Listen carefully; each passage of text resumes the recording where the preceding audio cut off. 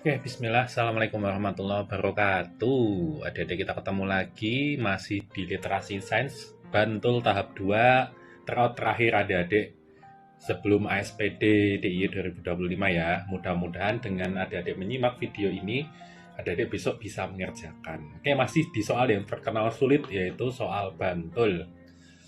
Yang mudah-mudahan dengan nonton ini adik-adik jadi tidak merasa sulit lagi ya, paling nggak merasa terlalu sulit. Sulit oke, tapi jangan terlalu sulit ya. Sulit hidup tuh memang sulit ya, apalagi ditambah dengan ASPD ya. Oke, itulah ujian hidup. Jadi kalau ujian tuh ya harus dikerjakan. Kalau lari tetap akan menghantui. Nah, jadi tetaplah bertahan untuk menghadapi ujian-ujian hidup. Ini hanya salah satu ujian hidup ya. Masih banyak nanti ujian hidup yang adik-adik akan hadapi, tidak mendoakan, tapi itulah realita kehidupan. Nah, kita langsung ya ke part 2. 16 sampai 30 insya Allah kita akan bahas. Nanti di part 3-nya nanti insya Allah kita akan upload ya. Nah, ini yang part 1, silakan yang belum nyimak, disimak dulu part 1-nya.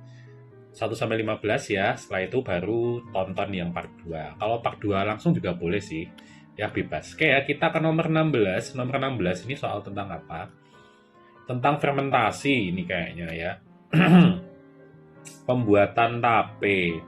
Jadi adik-adik untuk soal fermentasi ini sering banget keluar. Fermentasi itu apa? Fermentasi itu berarti proses ya pengubahan zat-zat dalam makanan oleh organisme. Contohnya apa? Di sini ya, ini adalah sukun. Sukun itu pasti ada glukosa ya.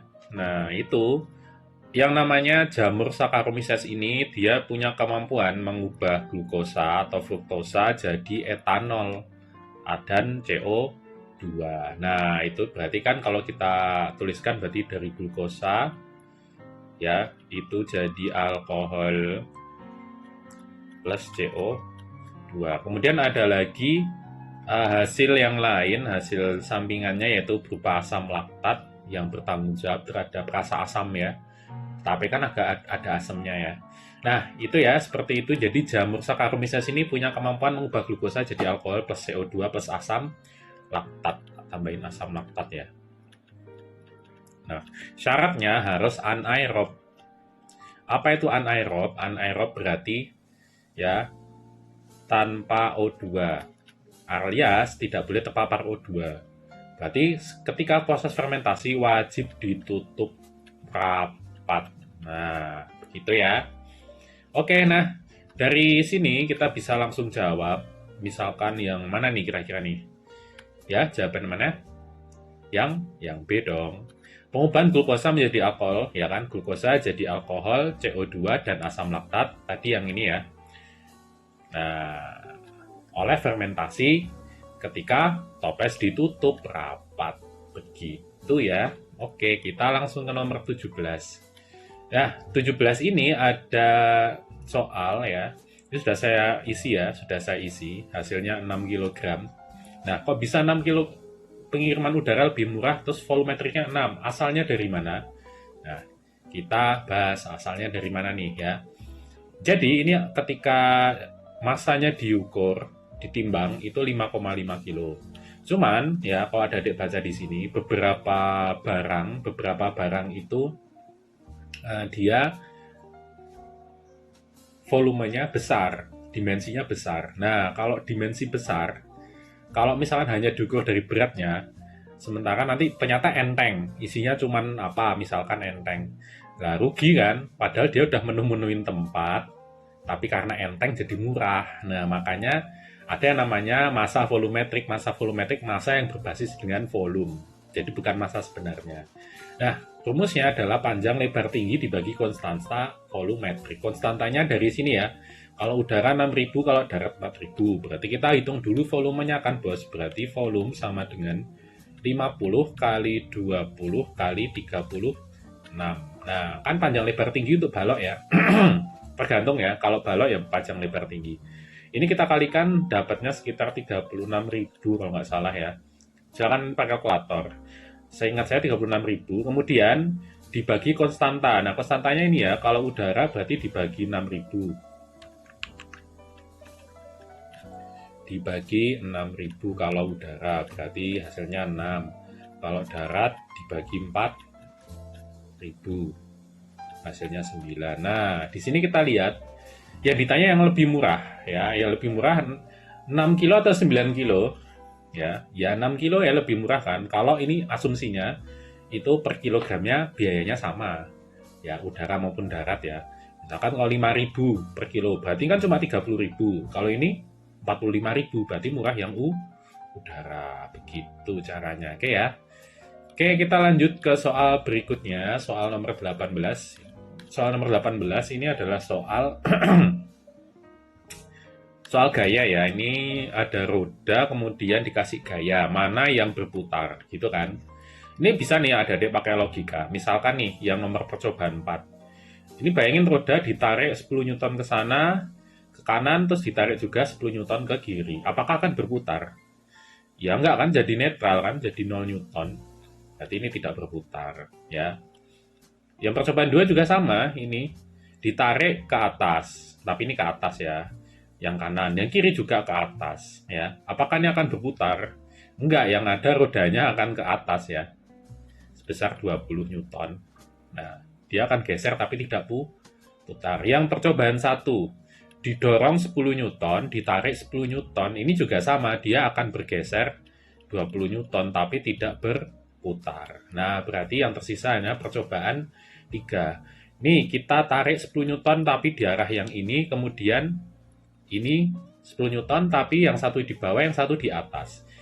Kira-kira berputar nggak? Iya dong.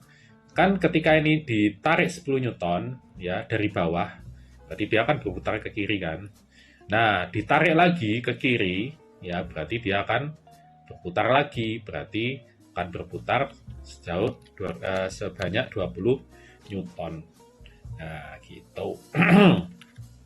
Oke gitu ya. Kemudian soal berikutnya. Nah, ini soal yang apa nih ya? Perbandingan kecepatan kereta yang benar. Berarti ini ada waktu, berarti harus ada jarak untuk cari kecepatan ya kan? Karena kecepatan sama dengan jarak dibagi waktu. Nah, berarti kita tinggal hitung ya ini kecepatannya. Tapi karena ini jaraknya sama, kita bisa hanya memakai waktunya saja untuk perbandingan. Contoh, kita hitung dulu misalkan contoh yang Hus ya. Yang Hus ini dia adalah kereta cepat, harusnya dia yang paling cepat ya. Waktu berangkatnya ke kedatangannya dia harusnya lebih cepat dari yang lainnya. Misalkan ini 640 ke 727, kita itu selisihnya ya. Yang Hus ya, itu berarti 727 dikurangi 640. Gini kan. Nah ini 27 dikurangi 40 kan nggak bisa, berarti kita minjem 60. Jadi sini 87 ya, 27 tambah 60, 87. Nah ini baru bisa dikurangi, karena kita minjem 60, berarti ini jadi kurang 1, berarti 6. 87 kurangi 40, berarti 47. 6 kurangi 6, 0. Berarti dia hanya butuh 47 menit nih. Kita bandingkan lagi misalkan dengan kereta Pangandaran. Pangandaran 830, 1202 ya. Berarti kita kurangkan ya, Pangandaran. Ya, Pangandaran 1202 dikurangi dia berangkat 830. Selisihnya kan gede kurangi kecil kan. 2 kurangi 30 nggak bisa, kita minjem 60 jadi 62, tapi nanti jadi 11. 62 kurangi 30, 32, 11 kurangi 8 itu adalah 3. Berarti 3 jam 32 menit ya. Kalau kita jadikan menit berarti berapa nih? 3 kali 60 kan 180 tambah 32 berarti 212 menit. Nah, seperti itu ya untuk menghitung waktu tempuhnya. Nah, di sini kita lihat opsinya. Hus dibanding Papandaya kecepatannya 47 banding 204. Berarti lebih cepat siapa di sini? Hus atau Papandaya? Ya Papandaya dong. Angkanya kan lebih besar, berarti dia lebih cepat. Nah, berarti salah. Ya. A dan B ini salah ya. Ya harusnya Hus yang angkanya lebih besar. Kan perbandingan kecepatan, bukan waktu tempuh. Nah, berarti nanti kita balik saja. Ya. Berarti nanti yang nanti misalkan yang Hus kan dia 47 menit.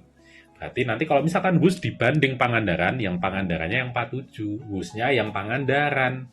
Nah, Pangandaran 212, Husnya 47, berarti 212 dibanding 47 ini sudah Seperti itu. Nah, caranya dibalik ya. Kalau kecepatan, oke. Di sini ada hipotermia. Hipotermia itu berarti kondisi ketika seseorang itu suhu tubuhnya itu di bawah suhu normal, maka dia akan biasanya ada ketika orang naik gunung, karena di gunung itu kan suhunya semakin tinggi makin rendah tuh. Nah, itu bisa potensi kena hipotermia. Ini ada dua gunung, yang satu 1700, satu 1800, berarti lebih tinggi yang Telomoyo dibanding yang Andong. Nah, kalau misalkan gunung itu makin tinggi, berarti kan suhunya makin rendah ya. Suhu makin minus, tekanan juga makin rendah. Nah, suhu dan tekanan itu berbanding searah ya. Nah, berarti kalau makin tinggi gunung, suhu makin rendah, tekanan juga makin rendah. Makin rendah gunung, suhu makin lebih tinggi, dan tekanan juga lebih tinggi. Nah, di sini yang ditanya apa? Yang di sini adalah, nah ini juga sudah saya coret-coret nih, ya kan? Kita hapus dulu nih coretnya ya. Oke, berdasarkan analisis yang dilakukan, dapat disimpulkan bahwa, nah di sini Gunung Andong memiliki potensi hipotermia lebih besar daripada Gunung Telomoyo. Nah, kalau kita lihat di sini, yang punya potensi hipotermia yang lebih besar siapa? Harusnya Telomoyo, karena dia lebih tinggi kan, suhunya lebih rendah. Berarti ini salah. Nah, kemudian Gunung Telomoyo memiliki potensi hipotermia lebih kecil. Ini juga salah, harusnya lebih tinggi kan. Potensi hipotermia di Gunung Telomoyo lebih besar. Oke, bagus. Daripada di Andong karena tekanannya lebih besar. Harusnya makin tinggi, tekanan makin kecil. Salah. Yang ide, Gunung Andong lebih kecil hipotermia potensinya daripada Gunung Telomoyo. Iya, karena lebih rendah kan? Karena tekanannya lebih besar, betul. Karena gunung makin rendah, tekanan makin besar. Nah, gunung makin tinggi, tekanan makin kecil, suhu makin rendah. Ini jawabannya yang D21. Ini jelas soal katrol ya. Katrol apa nih jenisnya? Adalah katrol tetap. Katrol tetap itu KM-nya berapa? KM-nya adalah 1, artinya dia tidak mengecilkan gaya. Misalkan bebannya 1020 Newton, 1200 Newton, berarti gayanya yang ditarik ya 1200 Newton. 50 Newton bebannya, berarti gayanya ya 50 Newton, berarti tidak membuat lebih gaya lebih kecil. Nah, cuman ini lebih enak daripada ngangkat ya. Mending narik timbang ngangkat kan. Seperti itu. Nah, di sini berarti keuntungan mekanisnya 1. Kalau katrol bebas, KM-nya berapa? Yuk, KM-nya 2. Kalau katrol campuran, itu KM-nya tergantung talinya. Ya, kita kawan-kawan akan bahas talinya maksudnya gimana. Nah, ini adalah katrol tetap, berarti kita hitung dulu bebannya. Ini kan masih kilogram, gitu kan. Jadikan Newton dulu ya. Jadikan Newton berarti ya W-nya sama dengan massa kali gravitasi. Berarti W sama dengan 120 kali 10. 1200 Newton. Berarti gayanya berapa? 1200 bagi 1 kan? KM-nya kan 1. Kalau 2 berarti 1200 bagi 2. Kalau 3 berarti 1200 bagi 3. Nah, karena ini bagi 1 ya tetap 1200 Newton. Gitu. Oke ya, mudah. 22. 22 ini apa nih? Ini ada bocil 2 orang dorong mobil, kemudian usahanya itu 6.750, mobilnya mogok, butuh 6.750 untuk bergerak sejauh 10 meter. Namun setelah mereka berusaha mendorong mobil tersebut, ternyata mobil masih belum bergerak. Gaya dorong mereka hanya 300 Newton. Kurang kan berarti? Terus ini yang mana nih yang bisa menggerakkan mobil? Nah, berarti kita, ini kan Newton, berarti ini jadikan Newton dulu ya. Nah, kan W sama dengan F kali S ya. Ini kan masih usaha. WFS atau PFS ya, W sama dengan F kali S ya. Nah, berarti kalau Newton kan F, berarti F sama dengan apa rumusnya? Kalau F sama dengan W bagi S. S-nya pindah jadi pembagian. Berarti 6.750 dibagi 10 sama dengan 675 Newton. Nah, ini udah ketemu ya. Gaya yang dibutuhkan 675 Newton. Nah, ini cuma 300, berarti kurangnya berapa? 375 Newton. Nah, ini cari yang 375 minimal ya, minimal loh. Maka teman-teman yang paling tepat umum membantu Andi dan Agus ya. Kita lihat di sini. Arka 150 Newton. Ya. Oh, Anwar 150. Kemudian Abbas berapa? Abbas 125. Abdul itu 100, berarti 3 ini ya. Berarti kita tambahkan aja berapa? 375 atau enggak? 150 tambah 125 berarti 275 tambah 100. Oh, ngepas ini 375 Newton. Oke, ini kita lihat yang lain ya, hitung. Arka, Anwar, Abdul. Arka itu 150, Anwar 150, berarti 300 kan. Abdul 100, berarti ini 400 Newton. Terus kemudian Arif, Anwar, Abbas. Arif 75, Anwar 150, Abbas itu 125, berarti berapa nih? 75 tambah 125 kan 200, berarti ini cuma 350, ini salah harusnya. Arka, Arif, Abbas. Arka 150, Arif 75, Abbas 125. Ini juga sama deh ini. Berarti 200 tambah 150 ini 300. Salah. Nah, berarti kemungkinan ya yang bisa mendorong mobil hanya 3 orang ini. Hanya pilihan A dan B ini, Anwar, Abbas, Abdul, Arka, Anwar, Abdul. Nah, yang mana ini jawabannya? Nah, itu pertanyaannya ya. Kalau mau jelas ya yang B. Ya, kalau mau jelas ya yang B. Ya kan jelas didorong 400 Newton ya, malah lebih enak kan. Kalau yang ngepas ya 375, tapi saya realistis ya jawab 400 saja. Makin gede ya makin bagus kan gayanya yang diterapkan ke mobilnya gitu. 23. 23 ini apa nih? Sekuat apa servismu? Ini soal energi mekanik ya. Nah, ini nih. Wah, ini jelimet juga nih soalnya ya. Kalau bisa hebat ini ya. Habis ini bisa lah. Pada saat pemanasan, Mega melakukan servis dengan cara passing bawah seperti gambar dengan menggunakan bola voli yang masanya 280. Berarti M-nya 280 ya. M itu pasti konstan 280. Bola dilambungkan di P pada ketinggian bola 80 cm. Berarti P ini 80. Berarti kita bisa ngitung EP-nya ya. Ini EP bisa. Kemudian dari atas tanah dengan energi kinetik 14 Joule. Ini EK-nya juga ada di sini. Berarti kita bisa cari apa? Bisa cari EM-nya. Nah, pada saat Ki energi tekniknya berkurang 8,68 pada posisi bola. Wah, ini berarti kan kalau ditanya ketinggian berarti harus tahu EP di sini kan. Nah, nanti baru ketahuan tingginya berapa. Gitu kan. Nah, oke, berarti oh ya, ini di atas net berarti nanti dikurangi 2,24 ya. Karena di atas net berarti nanti dikurangi 2,24. Oke. Iya. Nah, oke, berarti gimana? Ya udah kita cari dulu EM-nya ya. Berarti EM sama dengan EP ditambah EK. Nah, berarti EM-nya sama dengan EP. Ini EM di P ya. EM di P. Ini saya hapus aja dulu. Nah, supaya jelas nih. EM di P sama dengan EP di P ditambah EK di P gitu kan. Nah, EP-nya belum dicari ya, kita cari dulu EP-nya. MGH kan. Berarti M-nya itu 280. Oh, ini masih gram, jadikan kilogram dulu. 0,28 ya. Kilogram dibagi 1000 ya. Tuh agak betul.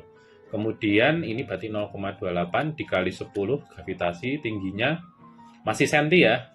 Senti jadikan meter, berarti 0,8 meter. Hasilnya kita pakai kalkulator ya. Kalkulator. Oke. Siap kalkulator karena besok suruh pakai kalkulator. Jadi kalau manual ya salah adik-adik sendiri ya.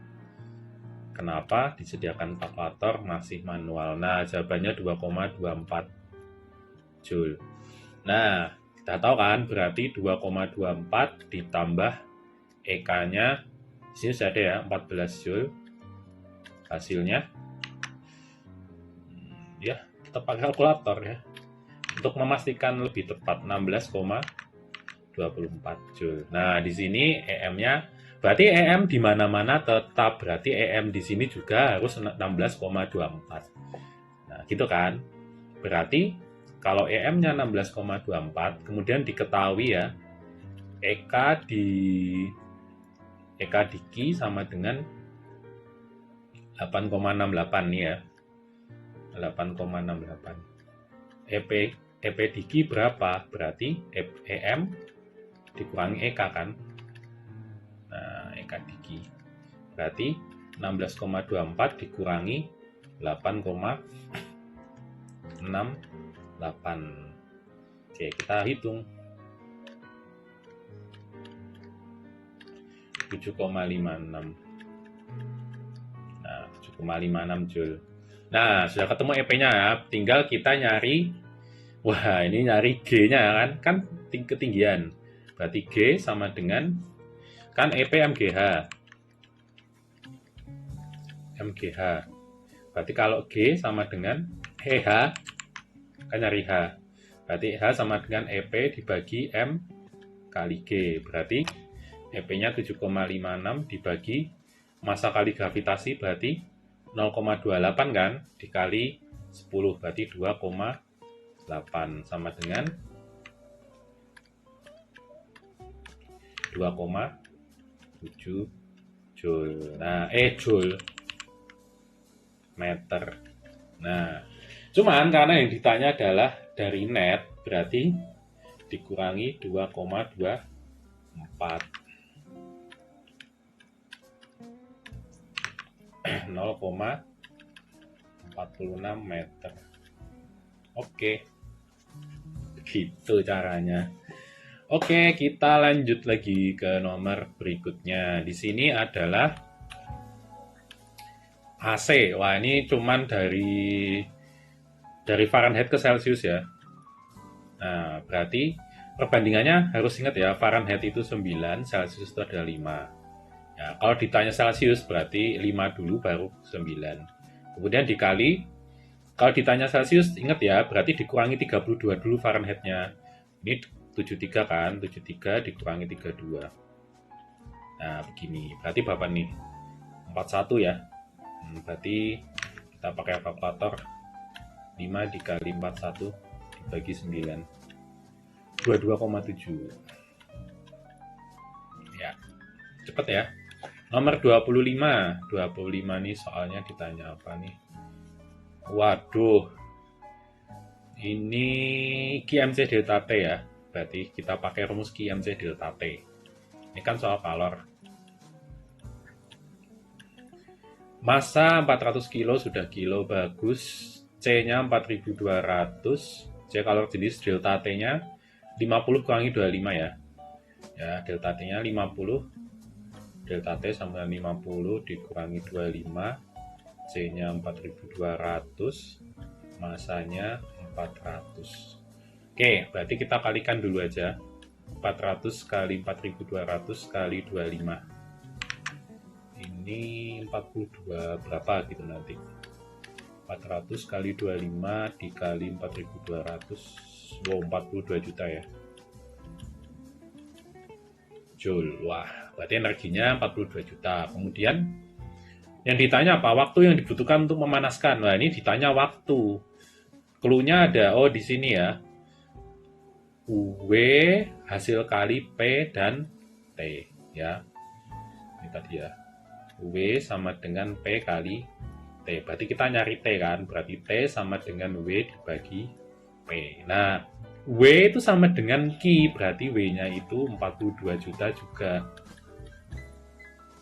Ya, W-nya 42 juta. Ya. P-nya lihat di sini. Nah, P itu kan daya. 228318 kW. Ya. Jadikan watt dulu ya, berarti 228,318 kW sama dengan kali 1000 ya, berarti 200 kilo ke watt kan kali 1000. Nah, berarti 228,318 ya. Kita langsung bagi 228,318. Nah, 183,95. Waduh, ngelek. Kok ngelek lagi nih, ngelek lagi ya, sebentar. Ini kayaknya kepanasan deh. Biasanya ngelek nih, kepanasan nih. Oke, udah nggak ngelek nih kayaknya ya. 183,95 ya. Oke, jadikan menit. Kan ini kan masih apa nih, masih second kan, bagi 60, 3,065 bagi 60, ini kan detik. Waduh, ini kenapa nge-lag sekali. Ini kan second ya, dibagi 60 second, berarti hasilnya 3,065 atau dibulatkan 3,7 menit. 3,7, 3,1. Kok bisa? Kan 6 kan lebih dari 5, berarti nolnya jadi 1. Ya. Oke, langsung ke ini nih. Diskusi tentang getaran pita suara manusia. Suara dihasilkan, oke, ini soal bacaan lagi ya. Kesimpulan yang benar. Suara dihasilkan dari getaran pita merambat melalui ruang hampa. Ini sudah salah. Suara tidak bisa merambat melalui ruang hampa karena suara itu butuh medium.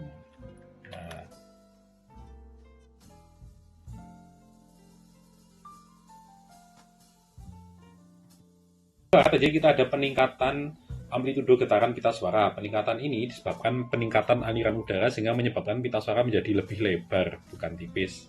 Nah, ini salah. Salah, harusnya lebar.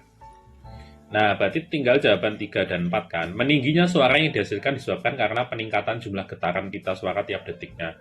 Jumlah getaran per detik itu adalah sama dengan frekuensi. Kan frekuensi jumlah getaran tiap detik kan. Berarti semakin tinggi, frekuensi semakin tinggi. Ini 60, 98, 123. Bener kan? Yang bass itu berarti lebih rendah. Kalau semakin suara makin nyaring, makin tinggi. Berarti frekuensi makin tinggi. Begitu. 4. Urutan jenis suara yang dari frekuensi rendah ke tinggi adalah bass, bariton, tenor. Nah, sudah urut kan? Ini juga betul. Berarti jawabannya 3 dan 4. Oke, 27. 27 ini masih tentang suara ya. Berdasarkan teks informasi, pernyataan yang tepat berkaitan proses bunyi. Gelombang bunyi organ pasien berfrekuensi 50 Hz dapat ditangkap melalui bel. Bel 20-200, berarti kalau 50 ya bisa. Ya udah, jawabannya A. Nah, simple ya. 28 ini buta warna ya.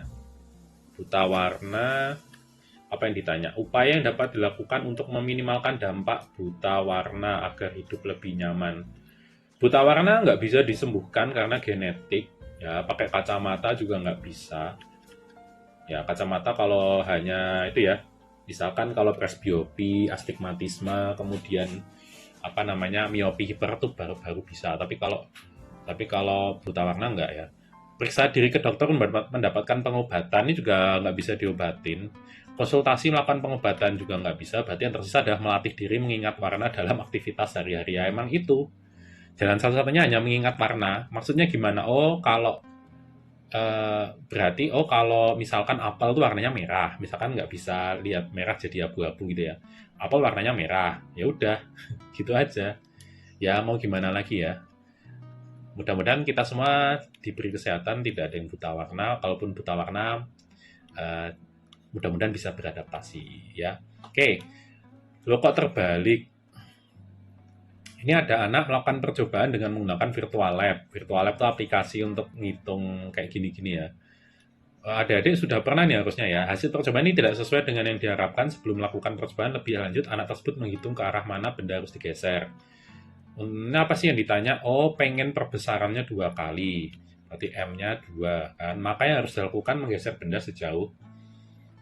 Terus, ada maya. Wah, ini gampang nih kalau ada maya. Berarti kalau maya Kan syaratnya kalau lensa cembung kan harus ruang 1, kalau enggak atau ruang 4 kan, maya tegak diperkecil diperbesar.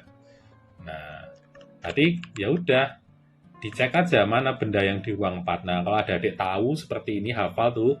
Jadi kalau maya, kalau nyata itu apa? Nyata itu ruang 2 atau ruang 3. Nah, tuh. Ruang 1 tuh dimulai dari F ke sini ya, itu 1. Ini ruang 2, ini ruang 3. Gitu. Nah, ruang 4 di bawah nih. Ya. Oke, berarti di sini ya, kalau kita lihat ruang 4 ya, ruang 4 benda di sini. Kalau ruang 4 bayangan di sini. Oke, berarti kalau kita lihat di sini ya, kalau pengen maya, ini kan benda di ruang 2. Berarti harus pindah ke ruang sini kan, ke ruang 1 kan. Nah, berarti maka harus dilakukan menggeser benda sejauh. Kalau 0 nggak digeser ya salah. 20 cm mendekati lensa. Nah, ini ya, 20 cm kan berarti ke sini kan. Nah, masih di ruang 1. 40 cm ke sini. Nah, pas di F itu belum maya. Kalau pas di F itu belum maya ya. Perbesarannya tak terhingga, bukan 2 kali. Berarti tersisa 80 kan. Ya dong, kalau digeser 80 kan berarti dia ke sini nih. Ya. Nah, ini baru ruang 1. Gitu. Gampang nggak usah ngitung ya. Nomor 30. Ini adalah dioptri ya. Nah, kemudian di sini apa nih? Jenis cacat mata Rinto. Kita baca dulu ya. Rinto menempati tempat duduk paling belakang. Berjarak 4 meter dari papan tulis. Ternyata Rinto tidak bisa membaca dengan jelas tulisan yang tertera di papan tulis. Berarti rabun apa ini? Kalau 4 meter berarti rabun jauh nih jelas. Agar dapat melihat dengan jelas, Rinto membutuhkan alat bantu penglihatan berupa kacamata. Jenis cacat matanya ya. Rabun jauh itu apa? Rabun jauh berarti raja, mi, cek. Nah, rabun jauh, miopi, cekung, rade, hicem, rabun dekat, hiper, cembung. Nah, ini kalau aku ngapalinnya kayak gini dulu ya. Rade hicem, rabun dekat, hiper, cembung, raja micek. Nah, di sini kemungkinan dia adalah miopi karena dia nggak bisa lihat dari jarak jauh ya. 4 meter ini berarti kita asumsikan dia penglihatan maksimalnya hanya di 4 meter. Selebihnya dia udah nggak jelas ya. Nah, berarti pakainya rumus yang mana? Kalau rabun jauh kan berarti miopi kan. Miopi, berarti kita pakai rumus yang ini ya. Nah, berarti P sama dengan 100 bagi punctum remotum. Nah, punctum remotumnya pakai 4, berarti 100 bagi 4 sama dengan berapa? 100 bagi 4, berapa? 100 bagi 4? 4 meter. Oh iya, masih meter. Jadi kan senti dulu, lupa kan. 4-nya masih meter. Berarti 4 meter sama dengan 400 cm kan. Nah, berarti bagi 400 gitu. Kita coret sama dengan 1/4, berarti 0,25. Karena dia miopi, berarti harus min ya. Nah, kalau miopi min, kalau hiper, dia plus. Berarti yang mana jawabannya? Yang B. Oke, gitu adik-adik, sudah 30 menit ya. Mudah-mudahan bisa dipahami. Nanti silakan adik-adik simak lagi video-video yang lain ya. Mudah-mudahan sukses. Insya Allah kita lanjutkan insya Allah untuk part ketiganya di lain waktu. Assalamualaikum warahmatullahi wabarakatuh.